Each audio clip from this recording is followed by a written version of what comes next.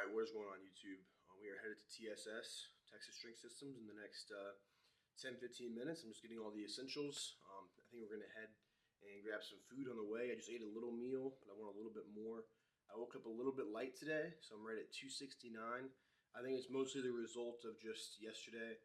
I just had a long session, lower body session, and despite trying to get a lot of fluids in, a lot of water, I think I'm just not quite fully hydrated. So I'm going to eat.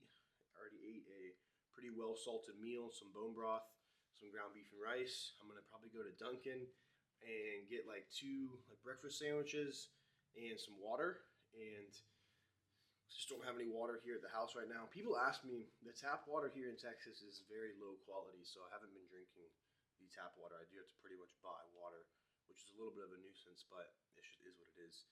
It's not the same water quality that we had over there in Florida from the aquifer. So feeling really good. I'm thinking that today the dumbbell selection at TSS is slightly limited. So they have really big dumbbells. They have 200-pound dumbbells, but they only have 180s, 170, 140s, 120s, all the way down. They don't have every single increment like 150s, 160s, 165s. They don't have any of those, right? So we're a little bit limited with dumbbell selection. But probably I'm going to end up doing the 180s today on the incline, just because I did the 140s last week for 10, 8, 7, and then on my plus set or my AMRAP set, I did 14. So I'm thinking I'm going to do the same or a similar rep range, maybe like 8, 7, 6 with the 180s, and then do a plus set and try and go for like 10. I don't really know. I've never handled dumbbells nearly this heavy before. The heaviest I've gone is the 140s for 14, which was last week. And before that, I think one time I did the 140s for like a few sets of 8 to 10, but I'm significantly stronger now than I was. That was well over a year and a half ago. So really excited, kind of rambling on here. We're headed to the gym. I'll probably show you guys a little bit of what I'm going to do pre-workout. I have been actually taking real pre-workout lately, which is pretty atypical for me. Usually I'm just like a caffeine pill or like an energy drink kind of guy, but I have a few pre-workouts that people have sent me, so I have been kind of working through them just because we are in a little bit more of like a hypertrophy phase right now, so taking advantage of things like citrulline, things that are not so much just stimulatory, but more so going to enhance blood flow, the pump and whatnot. So feeling really good. Without further ado, let's head to the gym. I will see you guys there. All right, what is going on, guys? So I'll be honest, I was a little bit overzealous with this session, and I was mentioning before just the lack of all the increments on the dumbbells. I'm not complaining. We're going to find a way to really make this work, and I'm really excited to push the dumbbell presses because it is something that I think I could definitely bring up. And when you look at a lot of these great bench pressers, these 600 plus pound bench pressers, Stan Efferding, Larry Wheels, even Ronnie Coleman, just with some of the dumbbell presses, I don't think he ever actually hit a 600-pound bench, but he could have, And just some of the dumbbell presses that they did, they were just absolutely astonishing. So here I am warming up. I took the hundreds for my first set. I walked on the treadmill for about 20 minutes just to get warmed up at a slight incline, about 3.5 miles per hour. I took the 100s for 8. You just saw me take the 140s for an easy set of 6. I wasn't exactly sure warming up. I didn't want to do too much, right? But I wanted to do enough to feel ready, to feel primed. And I honestly think I took a pretty good approach with the treadmill and then jumping straight into these. The heart rate was already up. So straight into the 180s here. Here's the first set. And it wasn't bad. I get 4 reps, full range of motion. I can't complain too much with that. I did really good, but there's definitely just those things are heavy. They're heavier than I anticipated. So I took them for another set. I took them for a round 2. I just wanted to see, maybe I can get a little bit of hype, drive the legs a little bit harder, kind of get a little tighter. But I actually only got 3 reps here. I still don't fail. I think I could have squeezed out a 4th rep 100%. But I'm just not used to handling these weights like this. Like I can bench press, obviously 360 pounds, but anyone who's done really heavy dumbbell pressing knows it's a whole different animal, trying to stabilize individually each shoulder. So I put these dumbbells up pretty hastily. Not to say that I was necessarily embarrassed, but I was a little bit. I definitely got humbled a little bit by the 180s today. They're definitely no joke. I definitely need to spend some more time in the 140 range, just building the amount of reps I can do. So we dropped back down to the 140s here. I hit a pretty clean set of 10. I will say that after those sets of 180, I was pretty fried just from like a drive perspective. Obviously, I still did a whole lot more. You guys will see I did a whole lot more work. But from like a peak strength perspective, I've pretty much already blown it. Like I'm not going to now hit the 140s for 15 or something, which last week I hit the 140s for 14, which I was really happy with. But just hit the 140s here for 10, 8, and 7, which was the prescribed rep range I was supposed to do anyway. So I probably could have gotten one to two more reps per set, I would say. They were getting pretty RPE 9-10 though. They were getting pretty close.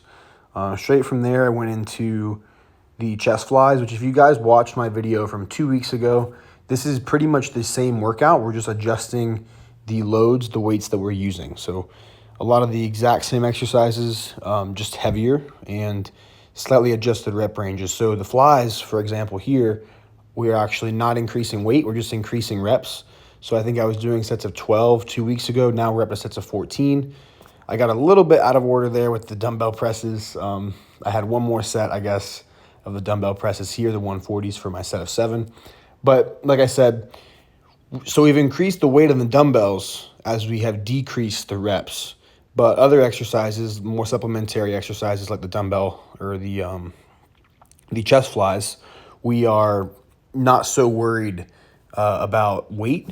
It's more of a like contraction based exercise versus like moving said weight from point A to point B and tracking that. It's not really about that. So we were adding reps there, just trying to grow muscle, trying to add volume where we can.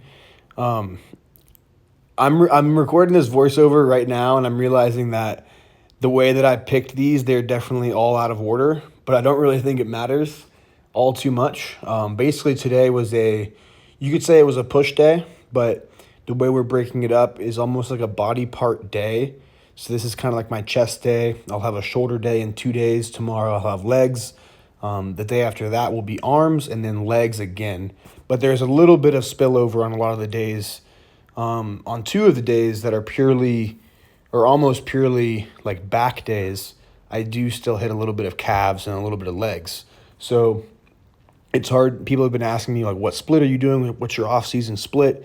It's really hard to explain just because I can't really say, well, this day I do all this body part or I do all push, because there'll be one exercise on there that doesn't align at all. And technically we are training, not just that main focus. But most of the days are fairly focused with a little bit of just extra stuff that doesn't seem like it would fit in, but into the entire picture, it does fit in actually very, very well. So moved on to some of these tricep extensions. This is one of the best tricep handles I've ever used. It's kind of similar to the mag attachments for the lat pull down, where your hand just fits very, very ergonomically onto the handle. It kind of wraps around. There's grooves that your fingers and your thumb sit in.